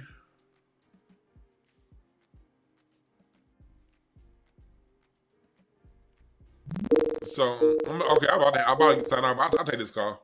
I'm about to sign off. I'll take the call. What's up, caller? What's your name? Where you calling from? This is Donald from California. Can you hear me? Donald from California. Yeah, what's on your mind? Oh, yeah, man. This East Coast, West Coast beef you speaking on, it is really about Kendrick Lamar beating Drake. Because the thing is with the East Coast, because the thing is, they was trying to latch on to J. Cole because J. Cole sounded like the average East Coast 90s rapper. It did, but he bowed out, so they had to leech on to Drake. Even though Drake lacked the whole integrity of hip-hop, Toronto is closer to New York to them. And, New York is filled with a lot of foreigners, the Caribbeans to be exact. So they're going to identify with Drake before they identify with this West Coast cat. And they still kind of mad at us because we kind of took the ball from them in the 90s with Death Row. Mm-hmm. So that's like the whole thing. That's how they trying to do with Joey Badass. They trying to put him up against some rappers that's not on Kendrick level to make it seem like he's bigger than what it is. So they can set it up for him to go up against Kendrick so they can finally get a win and say, oh, he beat Kendrick. So that's basically what the whole game plan is. Is that what they want to do? Because they're trying to smoke Kendrick out, and they're trying to put a rapper that they don't even put at the top of their own city and trying to equate him to Kendrick Lamar while Kendrick Lamar's on a stadium of 70,000 people at a concert. Exactly. And that's how they really trying to play that game because the thing is about Kendrick, a West Coast cat in the West Coast to some people is becoming a beacon of lyricism, and he's bringing real hip-hop and lyricism to the forefront. And they don't like that. They want to be the only ones that's doing that. They like, we started hip-hop, we did all this, so we should be doing this, not nobody from the West Coast, because they used to always say we wasn't no real rappers. We was like bad rappers. So that's the whole game plan of what they trying to do, which makes it kind of bad. But in the end of this whole beef, it's only going to make them self-destruct. You know what I'm saying? And it's going to fall. And it is going to, because the thing about Joey Badass, he already say he's releasing the album after this beef, so he already exposed as a clout chaser. And if that footage comes out about with him and P. Diddy, it's really gonna get worse for him. So I hope it don't. But that's why I just want to come in and say I know you got stuff to do, so I'll let you go ahead and do your thing. Yes, sir, man. You have a good one. Thanks for the call. Yeah, he right, man. Thanks for giving us a call. I had to get to the next call. What's up, caller? What's your name? Where you calling from? Yeah, my name is John. I'm calling from Brooklyn, New York. John, what's on your mind? I'm listening to you. I'm listening to the last gentleman that you just had there talking, and yourself, and I had a couple of things I disagreed with. This East Coast, West Coast thing you're talking about as it relates to Kendrick Lamar and Joey Badass. In New York City, if you know and understand it, you've been out here with when Kendrick Lamar took on Drake, New York City was behind Kendrick Lamar. We had parties, block parties, where you couldn't play Drake at all. When they threw that Kendrick Lamar up, whole streets erupted. We was behind Kendrick Lamar, so I don't understand. Sometimes you brothers out there in the West Coast, you just take on these phantom ideas about what we doing out here. Let me clear it up for you. Let me clear it up for you, because again, like, I don't know if you heard what I said earlier. Y'all gotta check your coast. We only know what's reported. Like I mentioned before, from the Joe Budden podcast, New York, Cameron Mace, New York, 50 Cent, academics is across the river, Rory Mao. Your media is what put that out there. And no one, we didn't see locals checking your local media. So if your local media, who has a platform that reaches tens and hundreds of millions of people, is saying that, what are we supposed to do? Be quiet and let it happen? You check the sources where you get that from. You don't ascribe that and to that's what we're doing. Hold on. Okay. But no, the brother made mention to the fact that, in New York we got a whole bunch of foreigners. So he's attributing that to the people. Right? Yeah, we got a bunch of foreigners. And right? a lot of y'all people, let's be real. We see a lot of people were them foreigners. Yeah, they were. Them foreigners own Drake like a motherfucker. Come on now. Yeah. Let's not lie. But most, nobody's lying about anything. Yeah, we got a bunch of foreigners. However, again, if you're not on the ground, you don't know what's going on out here. In New York City, the culture is separated from the media. We don't even listen to that. We don't even listen to it. So, and first, Joe Buttons doesn't represent New York. He's not from New York. He doesn't represent New York. He was signed to some New York individuals, but there's nothing New York about Joe Buttons at all, right? Nothing New York about academics. In fact, most people in New York don't even like academics. So there's a separation. There's been a gap for like about 25 years between New York and New York media. In fact, most people, the large majority of individuals that run New York media are not even from New York City. That's a corporate thing. A lot of them not, and matter of fact, same as everywhere else. In fact, they're often at odds with us out here in New York. So we barely even listen to them. So I just, I watch your show all the time, and you're exhaustive and extensive with most of your, like 99% of your information. I just would like for you to, if it's possible, if you have any type of way, check with the landscape out here before we put these narratives out that sound like the common person out here in New York has an issue with Kendrick Lamar.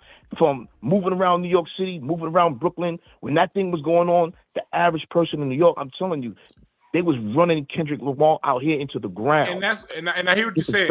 And I hear what you're saying. But this is where I'm gonna need my New Yorkers to come in too, because New York is the only city that people say you got to come here and figure it out. Everyone else is like, yeah, they check their people. You know what I mean? And like in LA, you ain't. I'm always checking Big Boy. I'm always talking about what the fuck he talking about. Just like I check these people over here talking about gangster on the internet. Like you got to have a counter narrative out there. That's one. Two. What I request from people from New York is to listen to what I'm saying. Because I think what happens is when I say the word New York, defenses go right up. The whole show today, and I don't know, and I'm not going to say this is you because I'm not sure if you heard the whole show. So I'm not going to put this on you. But if you listen to my show, I started with, and I've all this whole time been talking about what's been going on with New York media. I didn't even say anything about Joey Badass himself. Gloves off in the battle. I didn't say nothing about Joey Badass. I ain't say nothing about the people. I'm saying this is what's coming out of New York media, both mainstream media and smaller podcasts out of New York. By the way, it's just some of those smaller podcasts. I like them, so I don't want to put their name in this. But these are the titles that I'm saying from there. They're the ones saying West Coast. So my whole show today for the last hour and a half I've been talking about the podcasters. I ain't talking about the citizens of New York, and I ain't talking about the rappers either. I'm very clear. I'm keeping 100 with you. We barely even listen. The average person doesn't even listen to no Joey Badass out here. But I said that the average person don't. But even if they did, I'm like, look, I'm with the people. I'm with the rappers. This whole point of today is we saw this play out before with Vibe Magazine and The Source. Media is very powerful. It cannot be minimized. And I'm not going to not say this because of what a million people. It's 10 million people in New York. It's 10 million different thoughts. I can't deal with the people, but I can deal with what's coming out of the media there because they instigate some shit that we saw go wrong 30 years ago.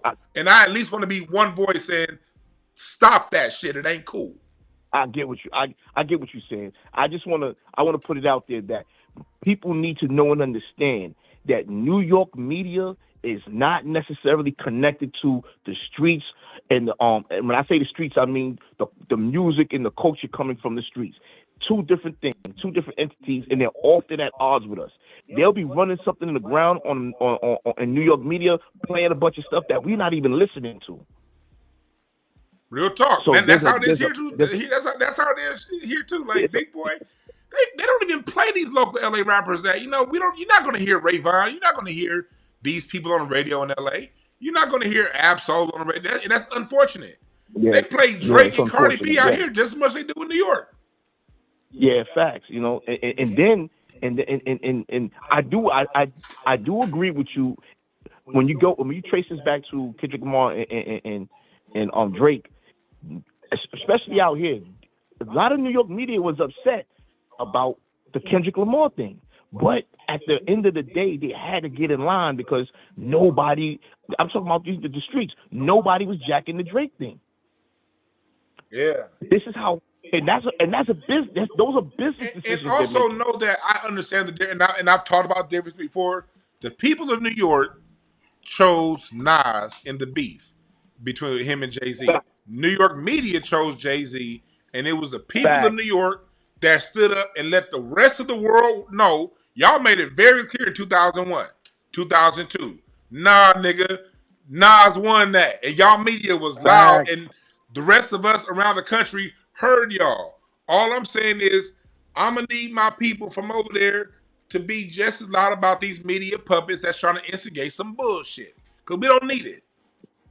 I feel you. But this is what guys like myself will call in and just be like, yo, listen, man, don't let them fool you. We're not talking about that. That's something that they're doing. They're making a business decision. Yep, that's what they're doing, man. But thanks for giving us a call, man. Appreciate that. Absolutely, brother. Yeah. Thanks for having me. Yeah. Yeah, no, this ain't about New York. Like, not one time in this show have I talked about New Yorkers, nor have I talked about New York rappers. Because unlike Drake, I believe artists need the freedom to express themselves and say whatever the fuck they want to say in a rap battle. It's a rap battle. If you ain't open to whatever has to be said about you, don't join a rap battle. If you join a rap battle, gloves are off. That's just music. Music is like sports. It's hella competition. So this ain't about New York citizens. This ain't about New York rappers. But it's a damn show about New York media and how the people of New York, if you want people like me to shut up, y'all got to check y'all media. What's up, caller? What's the name? Where you calling from? Yo, what's going on, Dwan? LC. From Crenshaw District, to be more specific, you know. LC, what's on your mind, brother? Yeah, hey, I really love the this little back and forth, you know. And we all agreed it was like good for the culture and it was good for hip hop and everything like that. But in due time, probably like in a week's time or so, then that's when you start hearing these other narratives, you know, these certain New York people talking about, you know what I'm saying, oh, this, you know what I'm saying, want to bash LA and everything like that. But it was all good for the sport. And I figure like in this go around, this so-called East and versus West thing, I figure like we kind of learned as a culture from what happened in the 90s and not go so haywire. So I figure things was getting more, things would like get less hectic as far as like the mind state. But I do started to notice that there are certain people from NY that have a certain, I guess jealousy, because, you know, like you said, a lot of people from New York, they're tethers, you know, so it's like, I guess they have like, their jealousy could stem from them tethering onto us and, you know, just being jealous of foundational Black Americans, because I figure like, you know, both sides figured it was like a good, healthy type of sport. You know, I think us on the West Coast, we're more accepting of that and understanding of that, where there's certain folks, all due to respect to the guy that called in from New York, you know what I'm saying? Because I'm as West Coast of LA, as proud and biased I am, I love that New York shit as well. You know, I love it. But there is certain type of like little jealousy going on there. I don't maybe because since Kendrick, was winning the beef last year, that it literally like brought the raw essence of hip hop that everybody was missing, and it took the guy from Compton really do it. And some people might want it to be a guy from New York. So and so basically, Joey Badass is like a byproduct of, them taking over, taking over the West Coast, like how Snoop kicked over those New York buildings. And yeah, so and I got much love for the art, the culture, New York. I still love all that stuff as West Coast and as LA as I am.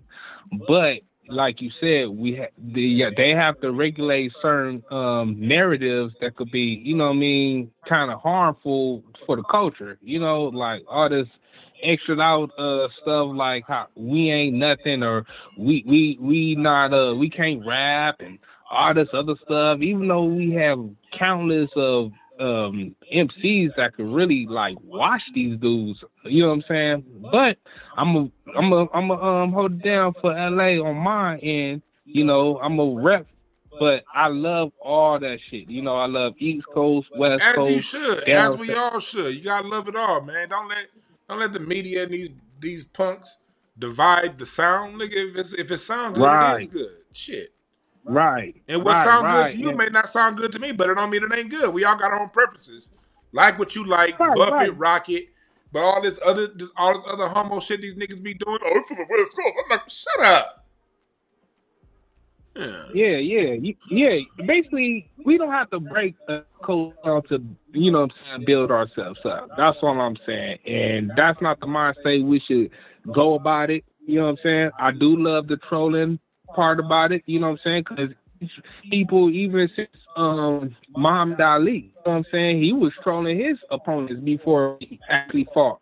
So I'm not against that, because that's part of the fun of the whole thing. It makes things more interesting and everything like that. But it's really not that deep. It ain't that deep. I gotta take this next call coming through, man. But thanks for giving us a call, brother. For sure. Yes, sir. That sound you a fool for that right there. You just wrote. What's up, caller? What's your name? Where you calling from? Hey, it's Dana. What's up, Dana? How's it going? It's going. I'm gonna start saying I'm from Pasadena because I'm really from Pasadena, but I live in the valley. I gotta keep it 100, but thank you for having Boo Kapone on. He is hilarious, and he is a straight up LAOG. You could tell. His vernacular tells it all, but no, it was really good. So thank you for having him on here.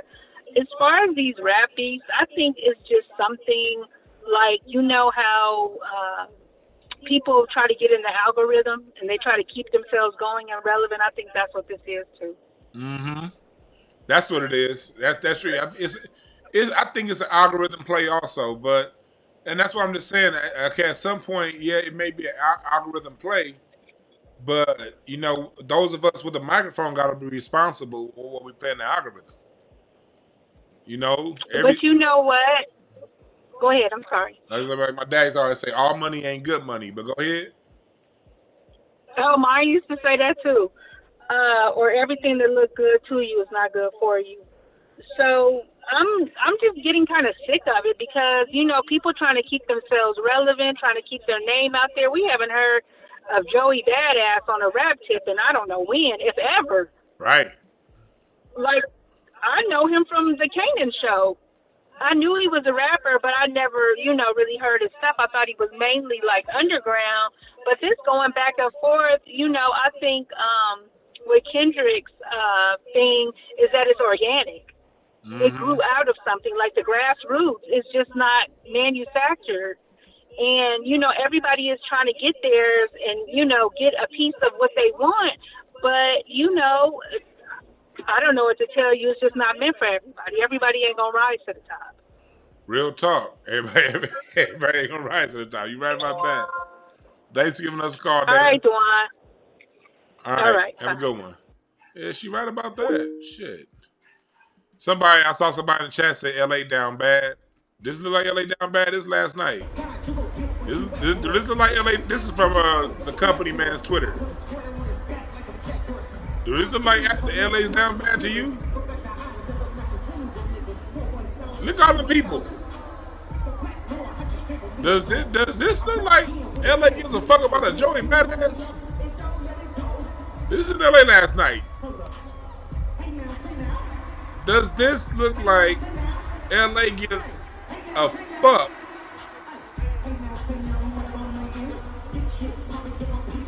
Salute to Justin Hunt. That was from his Twitter. LA don't look like it's kind of. We all right, brother. Don't trip on us. We all right. We are all right. We are okay over here out west. I gotta go back and listen to Snoop's new album. I still like Missionary. People didn't like Missionary, but I love Missionary. I haven't heard Snoop's new album, but I gotta go and listen to it. You said you was there last night? It was lit? Yeah, see?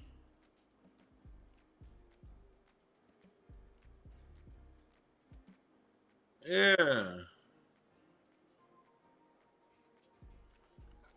Hey, Brooklyn G, baby, call in. Yeah, I'm going to sit talking about jazz, because if you don't know jazz, you don't understand hip-hop, you dumbass. I always get people who come around like, you listen to jazz. Yeah, nigga, that's why I understand hip-hop. It's the reason why, see, you got to understand that Mr. Henry knows you well because he's fucking your mama. You might be wondering, why does Mr. Henry know that I like playing with Tonka trucks? And why does Mr. Henry know that at 6 o'clock I like to have my Gerber baby food? It's because Mr. Henry's fucking your mama. Mr. Henry don't necessarily need to know you because he's all up in your mama's thing. So me knowing jazz and understanding rock and R&B and other forms of music, that makes me understand hip hop better.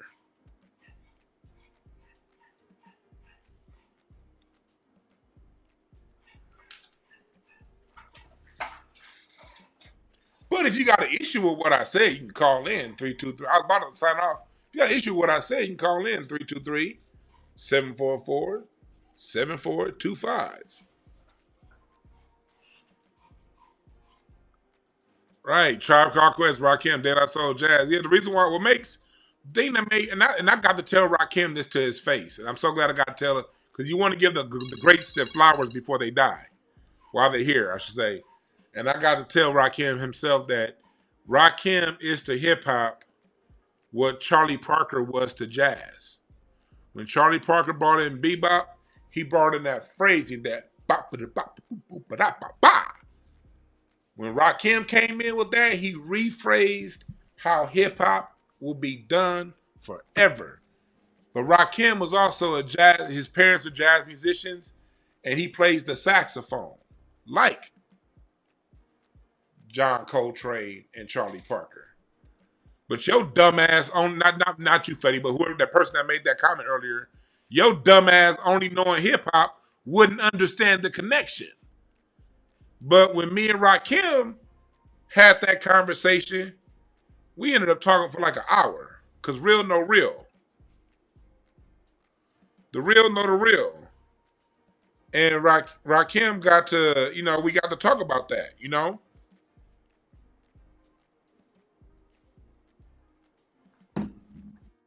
We got to talk about that because music is music. And if you understand jazz and blues, you then can understand the intricacies of every form of music that comes after it.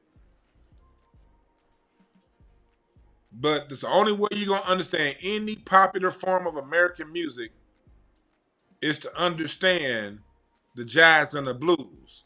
So for those of you out there, don't ever let someone think they're insulting you by saying you listen to jazz and blues. All they saying is, oh man, here's right here. This is what me and the guy had that conversation right here. This is me and the guy right here. This is me and the guy Rakim. Right after we finished having that conversation. and this was Rakim on stage. This was Rakim with Jazzy Jeff. Hey, say ho! Very next episode, at the mic open the store ready to explode. Keep the mic in Fahrenheit frequencies to make it colder. The listener system. You gotta know where music comes from to understand that. What's up, Carl? What's your name? Where you calling from? What's going on, Juwan B, man? It's town business, auto ill. Town business, what's on your mind, brother? Hey, man, first of all, man, I appreciate you, you know what I'm saying, putting on Pone, man, you know what I'm saying, coming from the town, man, we always appreciate, you know what I'm saying, Pone, he was always a hell of a lyricist, man. Hell of a lyricist, you know what I'm saying? I'm the same age as you, man. I'm 43 years old, man. I can appreciate that energy, you know what I'm saying? That's real OG energy, man. That's the type of people that we cut from, you know what I'm saying, when you was around that culture. And he was so right, you know, it's not about, you know, being a degenerate so you can be a hip-hop artist. Right. You know what I mean? It's about where you from, you know what I'm saying, in your mindset, not like a hood where you from. It's also about your bloodline, because we do have to figure out who your mama and daddy is. You know what I'm saying? So that was definitely appreciated, and he hit it on the head of the nail, you know what I'm saying, when he said, man, it's all a money grab, you know? And instead of, see, what people don't understand is if they talked about the success of Kendrick concert and the environment and how it's just so entertaining, then you'll bring more money into the game for people to have more concerts, which will bring more money into the game of artists because they make more money when they on tour. But see, it's not about the artists making more money. It's about the labels. So they want the streams. They don't want you to go out there like Kendrick and put some dollars in your pocket. They want you to start making a whole bunch of rap disses and streams so they can get all the money. But see, that's the messed up part, because they playing, you know what I'm saying, real chess with us. The energy should have been about, man, look how successful Kendrick concerts are.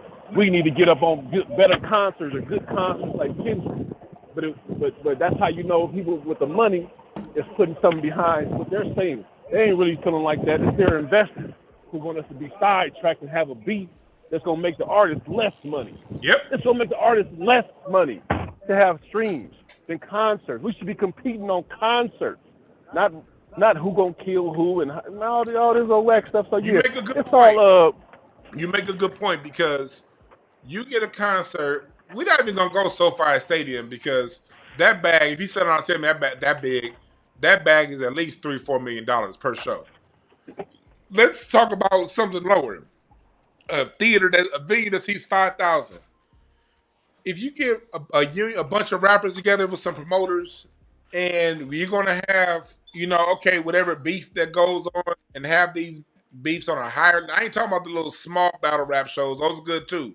But if you can level those battle rap shows to where now they're in venues of 5,000-10,000 people, you get 10,000 people to pay. If you get 10,000 people to pay, say, an average of $25 a ticket, it can be more than that. But let's say on the low end, you get 10,000 to pay an average $25 ticket.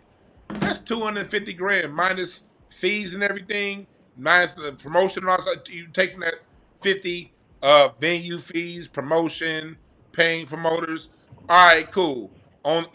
Let's say being conservative, there's still about another 150 for the artist to walk away with. That's just tonight. We're gonna have one more show tomorrow night, and then the next night in a different city. You see how much money we going? If people thought the way you're thinking, see how much money they could be racking up. But instead, they got us, such and such kills such and such. Like, no, that's the industry trying to do this shit so they can elevate streams, but ain't none of these people's music gonna go any further. You know what I mean? And fan base don't really grow. Yeah. Matter of fact, you split your fan base. Because a concert is more heart bonding with the artist. And you're going to always go to that concert every time that artist comes to your city. They don't want that heart bonding. They don't want you to have moments with your loved ones in front of a stage that you now going to continue to do this annually and look for this artist and chase this artist all around the state and all that and put that artist, you know what I'm saying, on a certain income status. No, they want them streams so they can get 88 cents and they can get that artist 12 cents. all the time. If they getting 12 cents, I heard they're not even getting 12 cents. They're not even getting that. You know what I'm saying? I heard it's like they getting 3 cents, and they take the 97 cents instead of the artist getting 75 cents and then the production 25 cents. That's real talk, man. But that's real talk, man. Thanks for giving us a call. No problem. No, man. Assalamu alaikum. Peace, y'all. Yes, sir. You have a good one. Yeah, you see how that worked?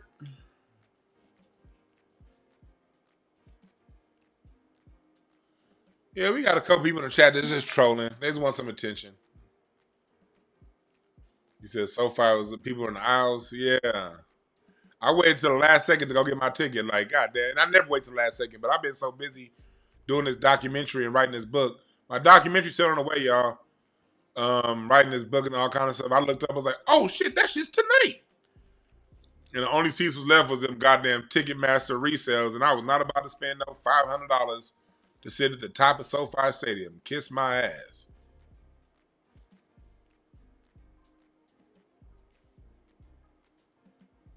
Yeah, man, but yeah. The people that had an issue, they're not calling in, so don't worry about them. The number's up here. People had an issue with what I'm saying. They've had time to call in. They're not going to call in because they don't want that smoke. They want to sit behind the screen and run their mouth and say a whole bunch of bullshit that they didn't know ain't true. Because if they call in and say it, they're going to have to be called out on whatever lies they tell, and they don't want that. People don't want the real deal. They just want to be heard. You know, you got a lot of people that run around, they jump in chat rooms. And it's the only time people pay attention to them all day, you know? And that's fine. That's fine. I'm about to get up out of here because I want to see this Timberwolves game. I wasn't coming with y'all late tonight, but I actually got a mic that I'm behind. Y'all remember Brandon Tony from Craig Facts? You know, he got a bar out in the valley. You know, I'm going to holler at my man Brandon tonight. My man Brandon Tony got a bar. I'm gonna get on the mic, and he hit me up to host his open mic. He has an open mic that he does. The host went out. I was like, yeah, because usually I charge for some shit like this, but Brandon's my guy. Brandon hit me up. I was like, shit, I got you, dog. So I'm gonna host Brandon's open mic tonight and talk shit about these people who are trying out artistry. Clown the fuck out these people too. Oh, you trying to troll, but you can't spell.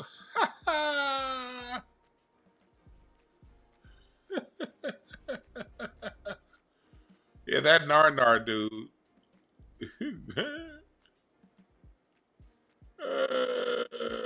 Yeah. Please spell your insults correctly, brother. Eddie Kane, you come out west, let us know. Yeah, Brandon got a bar, so I'm about to go. He hit me up. He's like, he was trying to get a host. I was like, man, I got you. I ain't about to call a bunch of people. I ain't doing shit tonight. And I get a chance to grab a mic and talk some shit. Let's do it.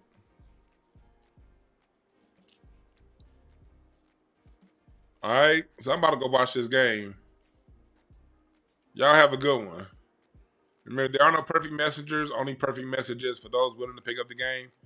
Don't let these New York media do better, okay?